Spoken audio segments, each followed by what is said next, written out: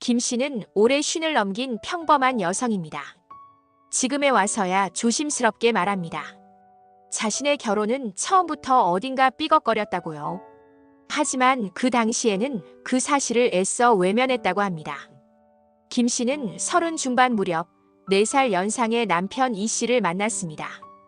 남편은 말수가 적었고 감정을 크게 드러내는 성격은 아니었지만 항상 온화해 보였고 다툼을 싫어하는 사람이었습니다. 김 씨는 그런 모습이 오히려 믿음직스럽게 느껴졌다고 합니다. 이전에 만난 남자들은 화려했지만 말뿐이었던 반면 이 사람은 달랐습니다. 말은 없어도 늘 약속을 지켰습니다. 연애는 길지 않았습니다. 단 6달.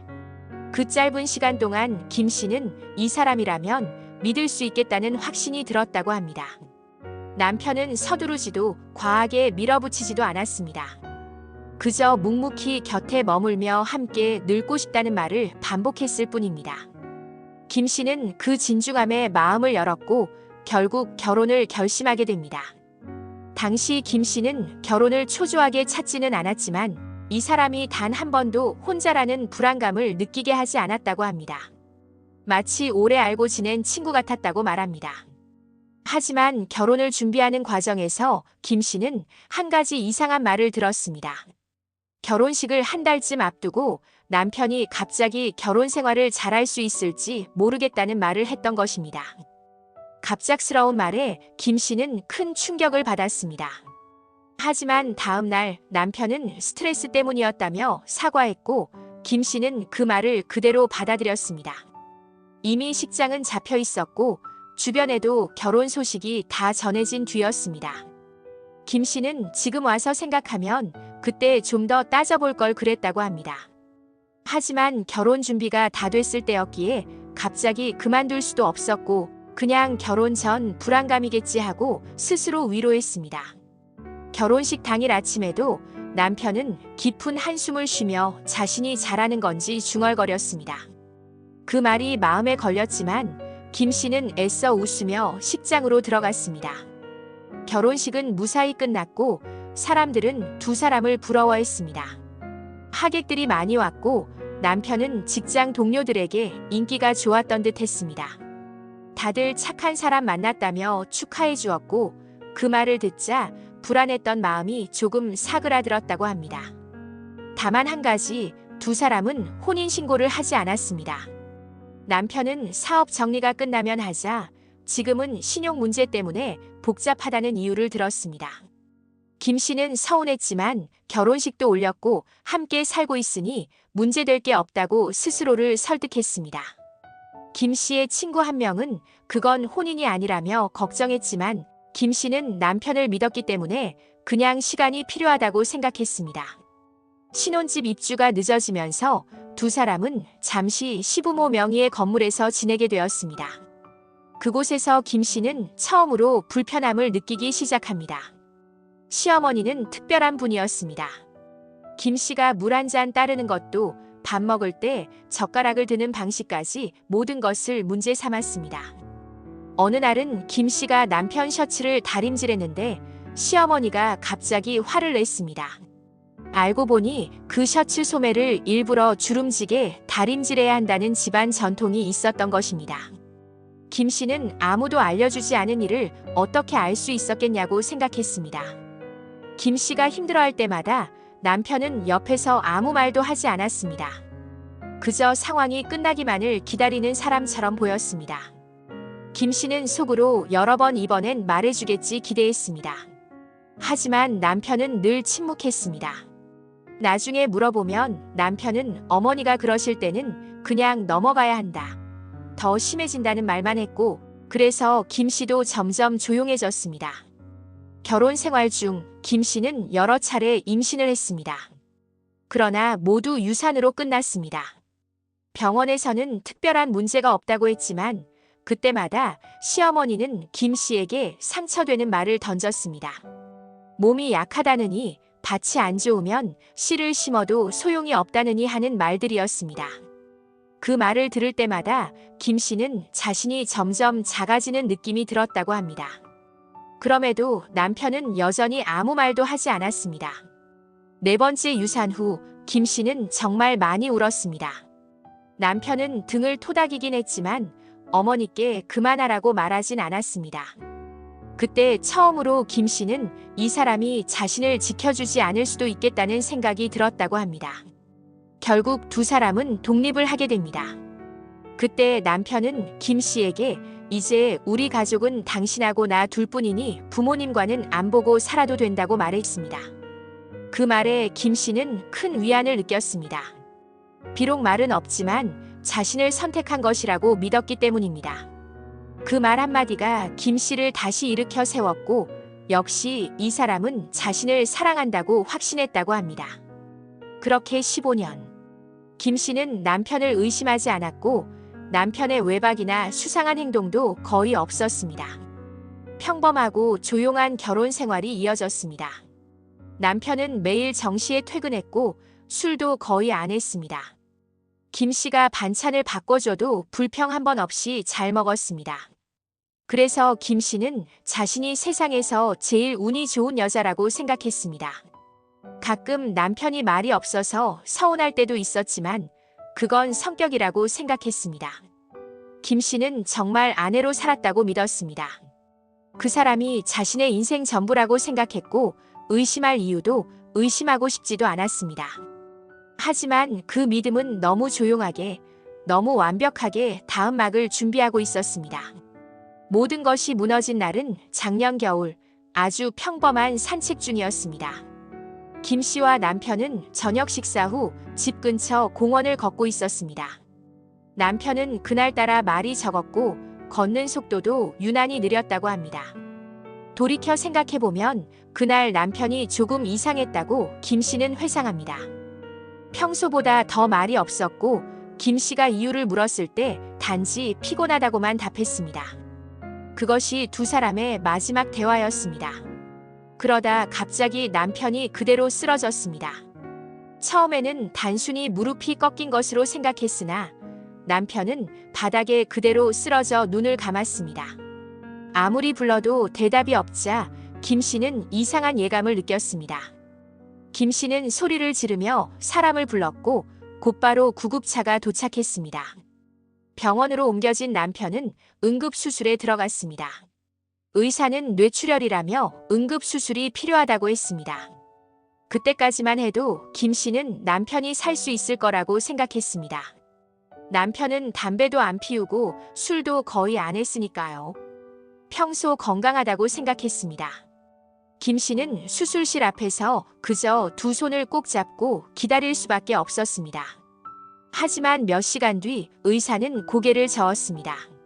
의사가 최선을 다했지만 남편이 숨을 거두었다고 말했을 때 김 씨는 그 말의 의미를 이해하지 못했습니다. 그럴 리 없다며 다시 확인해달라고 요청했지만 의사는 죄송하다는 말만 반복했습니다. 남편은 끝내 돌아오지 못했습니다. 김 씨는 그 자리에서 주저앉았습니다. 아직 실감조차 나지 않았고 눈물도 나오지 않았습니다. 머릿속이 하얘졌고 이제 어떻게 해야 할지 생각만 들었습니다. 자식도 없었고 김 씨는 남편만 바라보고 살았기에 남편 없는 세상은 상상조차 해본 적이 없었습니다. 그런데 시부모가 병원에 도착하자마자 예상치 못한 일이 벌어졌습니다. 시부모는 김 씨에게 다짜고짜 아들의 휴대전화 위치를 물었습니다. 남편이 막 숨을 거둔 상황에서 왜 휴대전화부터 찾는지 김 씨는 이해할 수 없었습니다. 시어머니는 계속해서 휴대전화를 달라고 요구했고 김 씨가 지금 그게 무슨 상관이냐고 물었지만 시어머니는 점점 더 흥분했습니다. 시어머니는 김 씨가 들고 있던 가방을 붙잡아 강제로 뒤지려 했고 욕설까지 섞어가며 김 씨를 병원 밖으로 몰아냈습니다. 시어머니는 갑자기 김 씨의 머리채를 잡으며 아들을 죽인 것이 김 씨라고 소리쳤습니다. 병원 직원들이 말렸지만 시어머니는 계속해서 김 씨를 밀어냈고 김 씨는 자신이 며느리가 아니라고 외치는 시어머니의 말에 충격을 받았습니다. 그 모든 상황을 시아버지는 아무 말 없이 지켜보기만 했습니다. 평소처럼 그냥 서 있었고 김 씨를 도와주지도 막지도 않았습니다. 김 씨는 충격 속에서 병원을 나올 수밖에 없었습니다. 시부모는 장례식장은 자신들이 알아서 하겠다며 김 씨에게 집에 가 있으라고 했습니다. 당시 김 씨는 시부모가 갑작스러운 충격으로 이성을 잃은 것이라 생각했습니다. 사람이 갑자기 죽으면 가족들이 이성을 잃기도 하니까요. 그래서 집에 가서 기다려보기로 했습니다. 하지만 몇 시간이 지나도 아무 연락이 없었습니다. 밤새 전화를 기다렸지만 아무런 소식도 없었고 결국 아침에 김 씨가 직접 병원에 전화해 장례식장 위치를 물어봐야 했습니다. 김 씨가 다시 병원으로 돌아갔을 때 이미 남편의 시신은 다른 곳으로 옮겨진 뒤였습니다. 병원에서는 이미 장례식장으로 옮겨졌다고 했고 알려준 장례식장은 2시간이나 떨어진 다른 도시에 있었습니다. 김 씨는 남편의 마지막 얼굴을 보지도 못했습니다. 장례식장에 도착했을 때는 이미 발인을 마친 뒤였습니다. 직원은 벌써 다 떠났다고 말했고 평소 사흘인 장례를 하루 만에 끝낸 것이었습니다. 마치 김 씨가 오기 전에 서둘러 끝내려고 한 것처럼 보였습니다. 며칠 뒤 김 씨는 남편의 흔적을 찾기 위해 시부모가 운영하던 가게를 찾았습니다. 그곳에서 믿을 수 없는 장면을 마주했습니다. 가게는 평소와 다름없이 영업 중이었고 시어머니는 카운터에 앉아 있었습니다. 그런데 이상한 것은 낯선 젊은 여성이 가게 안에서 너무나 익숙하게 일하고 있었습니다. 여성은 아이 둘을 데리고 와서 마치 자기 집인 것처럼 자연스럽게 움직이고 있었습니다. 처음에는 새로 고용한 직원인가 싶었지만 왜 아이들까지 데리고 와서 일하는지 이상하게 느껴졌습니다. 더구나 그 아이들이 남편을 닮았고 특히 눈매가 비슷했습니다.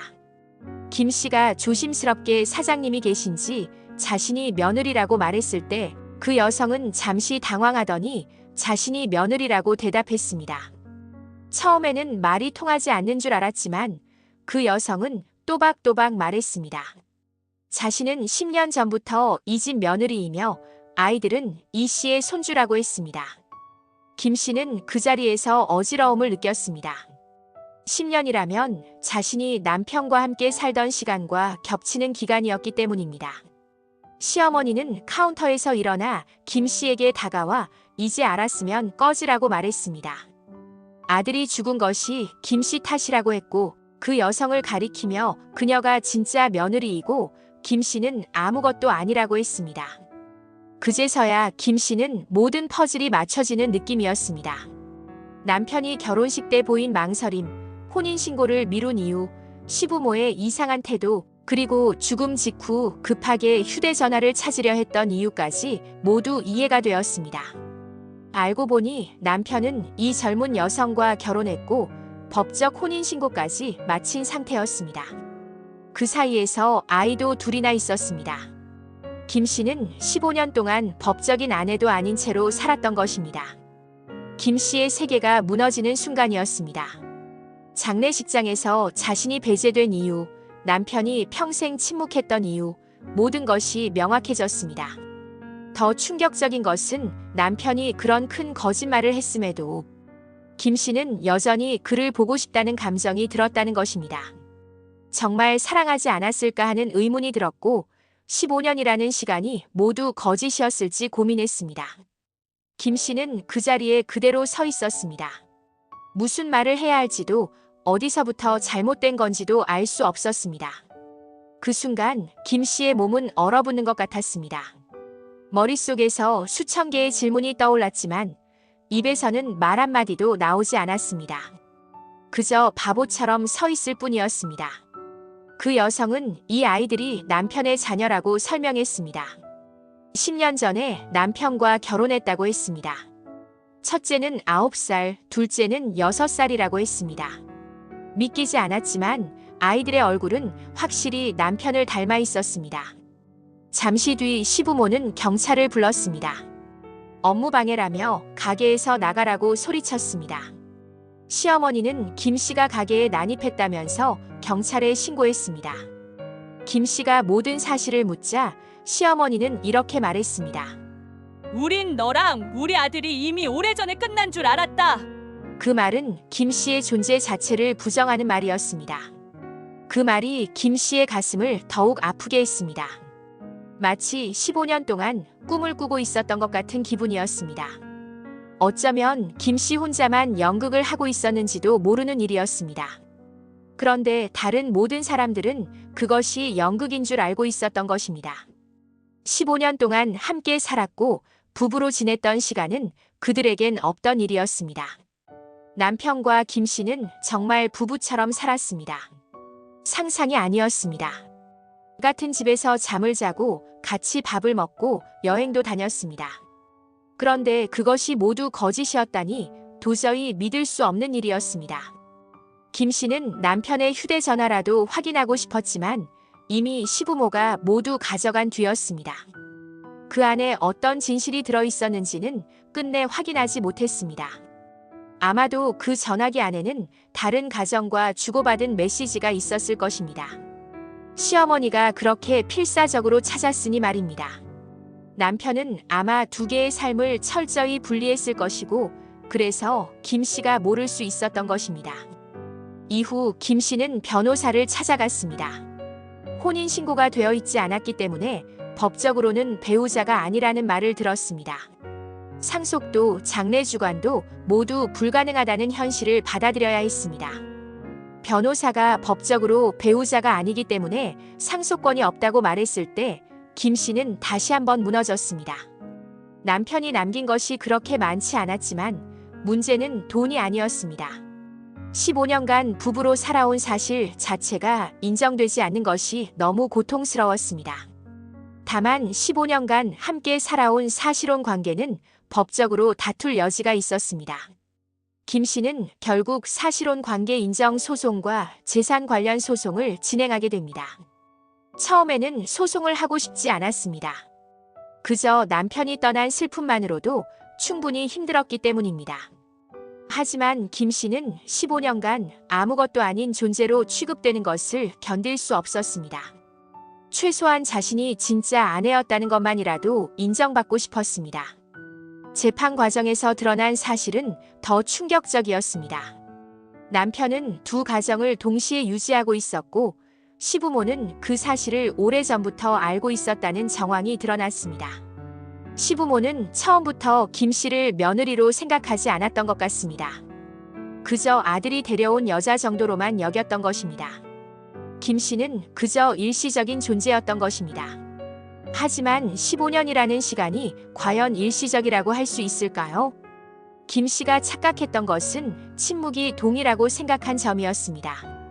남편이 조용한 성격이라서 말을 잘 안 해서 그런 거라고 생각했습니다. 하지만 이제 와서 보니 그 침묵은 거짓말을 숨기기 위한 방패였던 것 같습니다. 결국 법원은 김 씨의 사실혼 관계를 일부 인정했지만 모든 것을 되돌릴 수는 없었습니다. 재판부는 15년간 부부로 살았다는 점은 인정되지만 피고인 남편이 이미 혼인신고를 마친 상태였으므로 법적 배우자는 될 수 없다고 판결했습니다. 김 씨가 받은 것은 일부 재산에 대한 분할권과 위자료 정도였습니다. 하지만 돈이 중요했던 것은 아니었습니다. 김 씨는 지금도 남편의 마지막을 지켜보지 못한 그날을 가장 큰 상처로 기억하고 있습니다. 가장 가슴 아픈 것은 마지막 인사도 하지 못했다는 점입니다. 함께 보낸 15년인데 마지막 얼굴조차 보지 못했습니다. 장례식에도 참석하지 못했고 어디에 묻혔는지도 모릅니다. 마치 김 씨의 인생에서 15년이 증발해버린 것 같았습니다. 이제 와서 생각해보면 김 씨가 더 물어봤어야 했는지도 모릅니다. 더 의심하고 더 따져봤어야 했는지도 모릅니다. 하지만 그때는 그것이 사랑인 줄 알았습니다. 믿는 것이 사랑인 줄 알았습니다. 이것이 김 씨가 15년의 결혼 끝에서 마주한 진실이었습니다. 지금은 혼자 살고 있습니다. 가끔 거울을 보면 자신이 낯설게 느껴질 때가 있습니다. 이 여자는 15년 동안 뭘 한 거지? 라는 생각이 들기 때문입니다. 하지만 이제는 알게 되었습니다. 자신이 잘못한 것이 아니라는 것을, 그리고 자신을 속인 사람을 자신의 잘못으로 만들 수 없다는 것도 알게 되었습니다. 이제는 자신의 삶을 살려고 합니다. 진짜 자신의 삶을 말입니다.